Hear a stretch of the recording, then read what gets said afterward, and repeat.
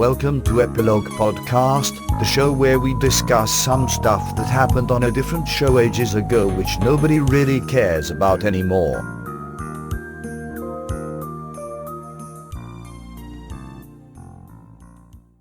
Hi, I'm Portponky. And I'm LeBloc. Today we're discussing Deep Space Nine, Season 4, Episode 18, Rules of Engagement.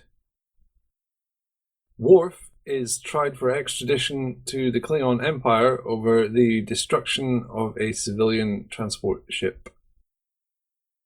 So we have another not really a trial episode. Yes, this is kind of a facsimile of the Season 1 episode Dex, which actually allows us to see how far the show has come since then. In a more direct way, yeah. Because we have an analogous episode. Well, it's really similar. And this one's way better. Yeah, well, yeah. I don't know why I hesitated on that one. I think this episode is stupid, but I still enjoyed it because it was really well put together. But I would say this episode is as stupid as the Dax episode. Pretty much, but this one's actually entertaining. Yes, it is that. So, why is it stupid? Well, for a lot of the reasons that the Dax episode was stupid, because they can't write a legal system. They don't seem to know what they're doing at all. None of the law stuff makes any sense. Why is Cisco pulling attorney duties? Exactly. Again. Yes. He probably said, they assigned me as your lawyer, and then Starfleet said, okay, we're going to assign him a top lawyer, and Cisco said, no, he chose me. I've done it once. I am qualified. So he's going to be extradited, or they want him to be extradited. Yes. Why does his motivation matter? Because feelings... Well, criminal intent does matter. It makes a difference between just flat-out murder and negligence. I guess, but it seems like they had a hearing already. Cisco said he had all the facts and the case was already closed in the Starfleet side of things. Yes, he made a very good case why there is no case. If criminal intent is as important as it is now, then that surely would have already been dealt with. Anyway, how he couldn't have intended to murder them because he didn't know they were civilians until they uncloaked fully. So the whole thing is pointless. So, okay. Chapok, the advocate guy, is trying to claim that he wanted to kill a bunch of civilians, but that's impossible. Well, he willingly put himself in a situation that could possibly lead to murder. But if you're piloting a ship with weapons, that's always the case. Yes, the facts are there. There's no question that he killed the people. But what Chapok's case is that he blew up civilians because he wanted to kill someone. But that is impossible because he didn't know there would be civilians there. Okay, it was wrong of him to fire before he had checked, but there's no question that he shot thinking it was a warbird. They even say, oh yes, he obviously thought it was a warbird. He just didn't know for sure. But you can't then say he fired on because in his heart he wanted it to be a bunch of civilians.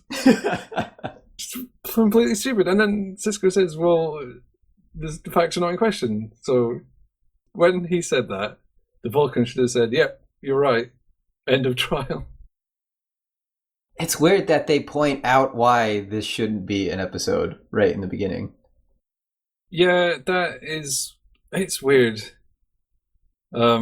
I mean, he makes the appeal to the fact that he might have a secretly dangerous heart, but I felt a lot of the stuff Chapok did was really weak. Like, it didn't feel like what a lawyer would be doing. Because, yeah, a lawyer wouldn't do the stuff he did. But, yeah. Worf plays video games, which are based on history. Violent video games. Oh, that's exactly what I was thinking when he was talking about the simulation. It made me think back to the Columbine shooting. I don't know if that has any resonance with you, but it was a big deal in America. It was the first major school shooting, which tragically are common here now.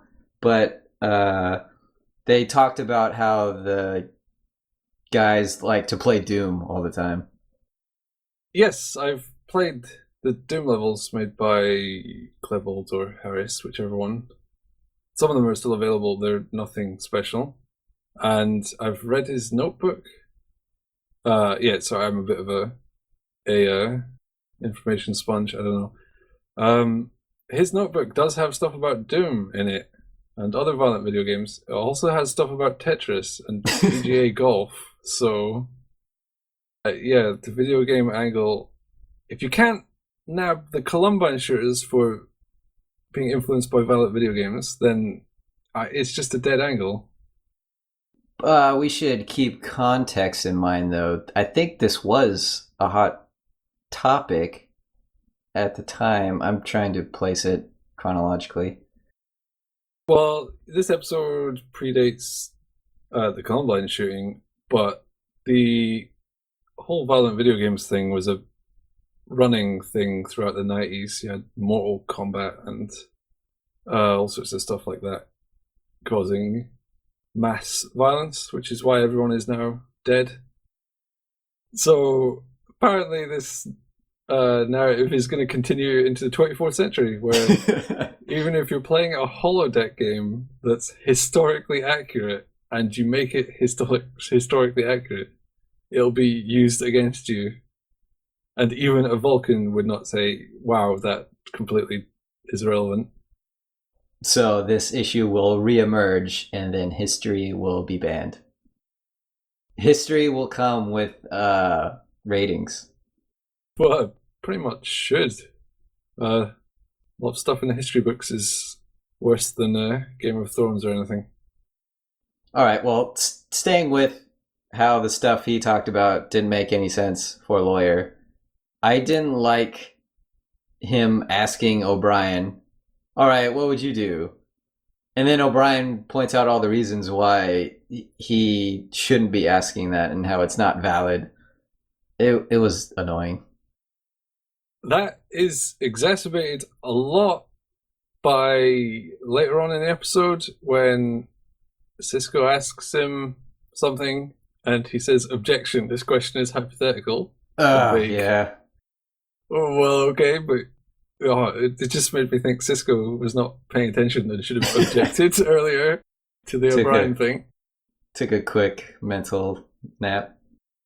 No, you just didn't know you could object to that. He's sitting there. Oh, I should have objected. Oh, well. We learned that O'Brien has been decorated 15 times and been in 235 or something combat situations. How many of those has he died? More than one. Yes. That whole part annoyed me because you can't accurately judge what you would do, and he points this out. That's just my opinion now after the fact. I wasn't in command that day. Things look a lot different when you're sitting in that chair. All of those reasons are why he shouldn't even have to answer this. Yeah, he should have stuck with I don't know. And the Vulcan shouldn't have pushed him for yes or no, because you can easily ask a hypothetical question which someone could not be able to answer. It's illogical for her to assume he would be able to answer that. He's looking back at a decision that was already made. He knows the consequences. He knows what the best course of action would have been. He didn't know that at the time. He can't erase that from his mind. It's there, and it's so stupid. It's extra stupid that the Vulcan presses him. Poor O'Brien, he can't even get a good set of questions. So this episode has a gimmick, a narrative gimmick, where we see them answering questions in the present while we're still focused on the retelling. Was curious how you felt about that. What separates this episode from the episode Dax in season 1, other than the fact that across the board the standards are better, was probably that narrative gimmick, I would think. I thought it worked fantastically. It reminded me a lot of Farscape. They do a lot of stuff like that in that show, and it's always fun. I liked it a whole lot. It breaks up the monotony of just focusing on a character on the stand or the chair because it's not a trial, whatever. And it's actually a little sofa chair thing. Yeah. The love seat. Hot. So it breaks away from that, keeps it more visually interesting, but then it got even better when they started playing around with it. When Quark was getting details wrong and he was focusing on meaningless minutia, and the camera would swing back and forth and these details would change. It was really well done. The quick change of the Devil Girls was great. It's just such a simple thing. They obviously just hoik them off and chuck the next one on whilst the camera's panning, but it doesn't need to be a clever effect for it to be special. And that was good, because even though you know it's simple and you can see it coming a mile off, it's still satisfying to see. It keeps it visually interesting, and it was nice seeing O'Brien suddenly in the captain's chair and seeing him being frustrated with a question while in the moment. It weaves in and out really well. This episode, I think, probably would have been a clunker if it wasn't for that. Because it's distracting you from the silly questions that the advocate is asking. It distracts you from the daft stuff in the plot by keeping your mind interested. I'll take that over a clunker. Oh yeah, for sure. It's an entertaining episode. And a lot of the stupid stuff, yeah, you kind of give it a pass when it's fun. Oh, one thing I want to point out. He asks Dax, oh, what was the date the last time he did this simulation? And then she answers, the day before he left on the convoy mission. Dax, you don't have to make that connection. You could just say the star date. You don't have to link the events. She was doing the advocate's job. Yeah, I didn't think of that, but that's very true. It's such a weak angle. Who knows what goes on in the holodeck? I don't know a whole lot about law, but I know enough to get annoyed by a lot of the stuff in here.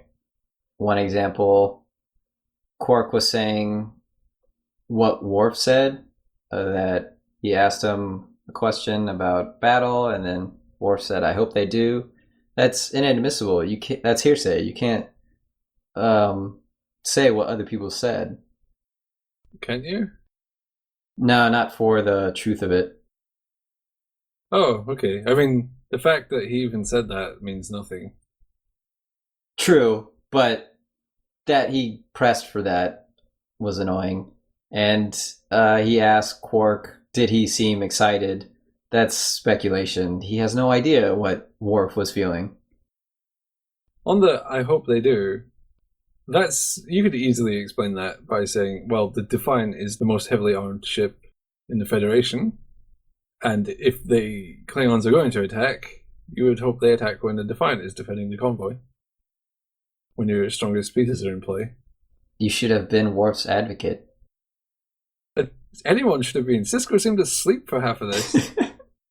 Oh, I loved his face when Worf attacked the advocate. He looked annoyed, as if, why can't you play a role flawlessly, as I do all the time? jeez. And then he says, I thought you said you'd never attack an unarmed man. But Worf is also unarmed, so I don't... They're equally armed here. Yes, 2 arms. Yeah. Yeah, when you talk about attacking an unarmed man, it's implied that Yeah. you're doing that with a weapon. Worf is so dangerous, his arms are registered as weapons. With his arm, not his fists. No, his arms. That must be very frustrating. His fists keep getting in the way. They never passed the certification.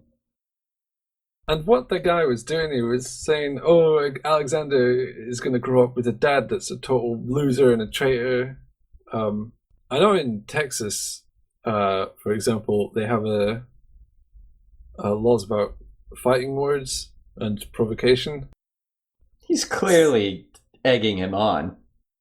Yeah, I mean, I'm not saying Worf should have hit him, but it doesn't prove anything other than if you put him under immense stress and abuse, he will lash out. But lots of people would. And all of those people have insatiable bloodlust and would kill 400-something civilians. 441. Yes, that number. Exactly. Why did the judge have a bell?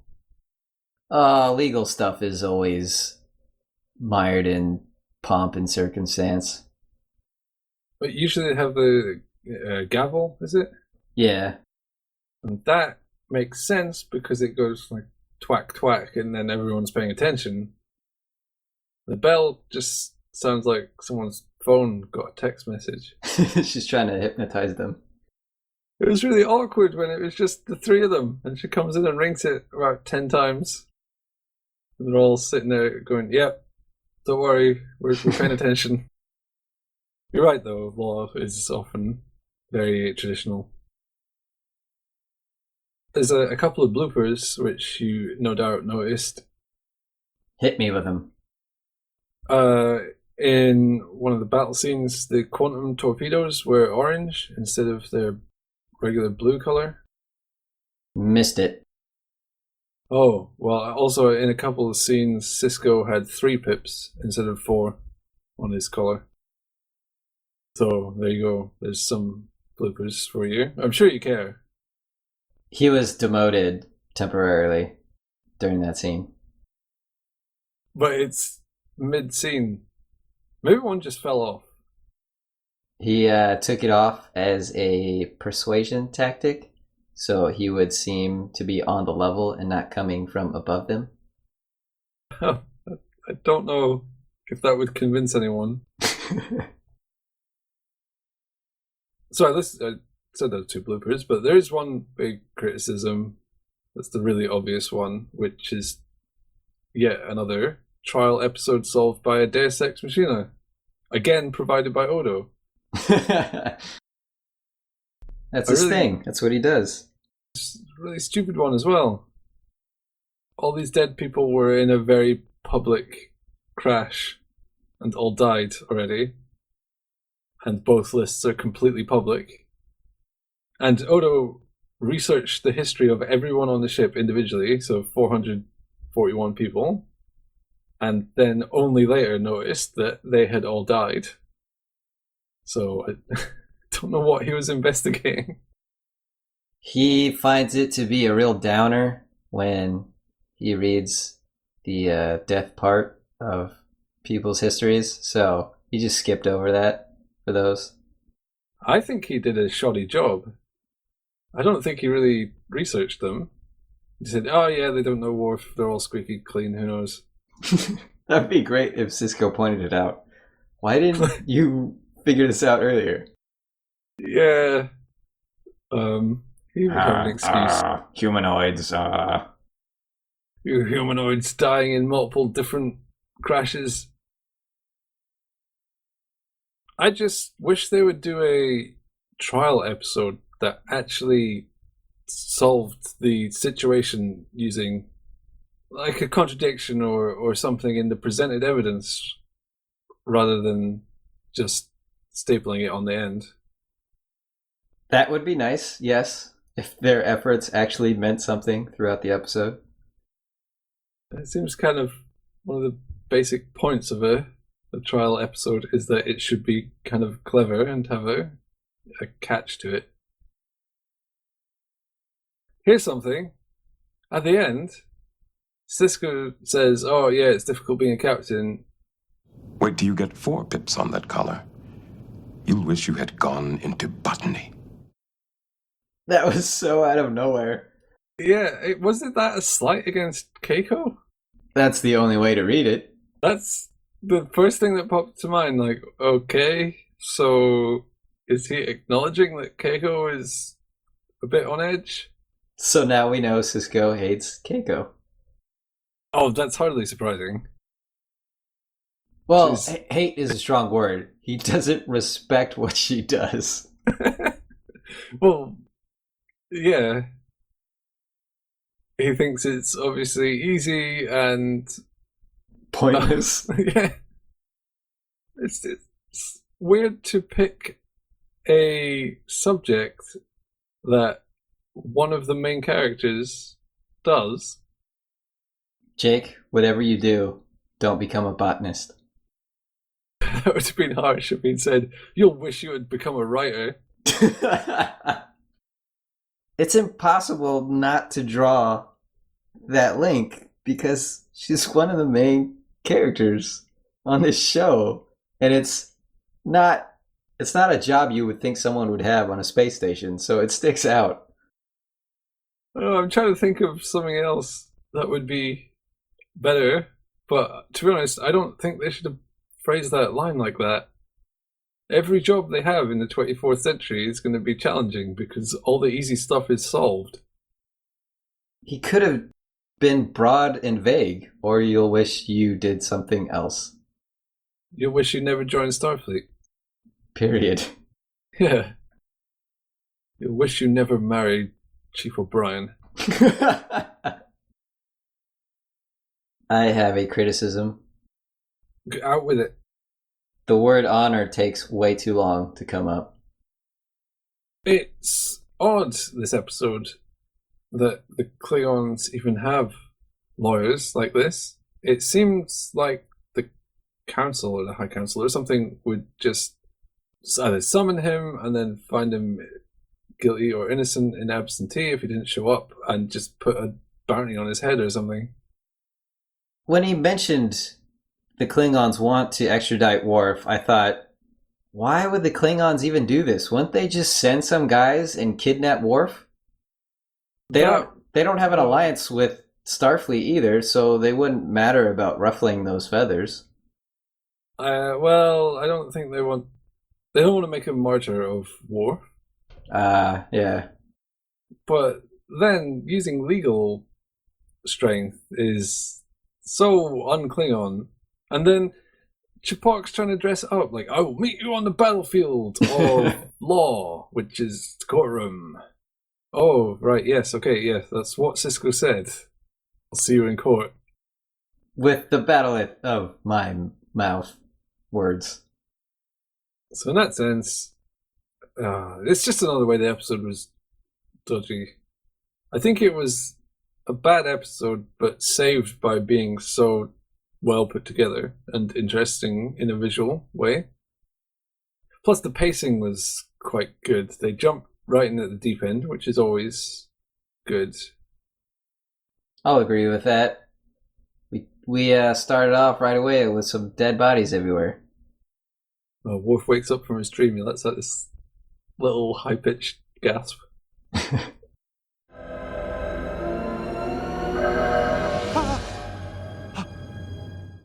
Poor guy.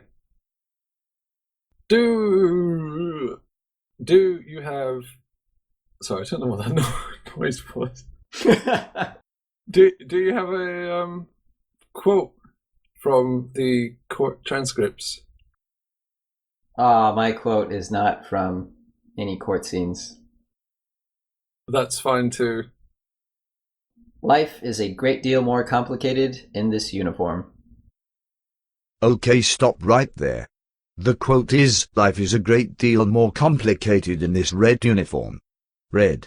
specifically red. Listen. Life is a great deal more complicated in this red uniform. We flabbed the quote and mixed up red command uniforms and General Starfleet uniforms. The following abridged discussion is a confused mess. Enjoy. Well, yeah, they have to go to space and fight people. Follow all these rules.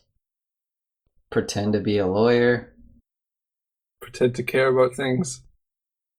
Talk about how awful botanists are. If it wasn't more complicated in uniform, the show would not be very interesting. It would be a bunch of guys with really easy jobs, just basically having a boring time. Sounds not so good. Not really. So we should move on to see what other exciting adventures our lovely crew get up to next week. Will it be a good episode? A great episode? A clunker? A masked clunker? Well, I know the answer. I don't, so let's find out. Okay.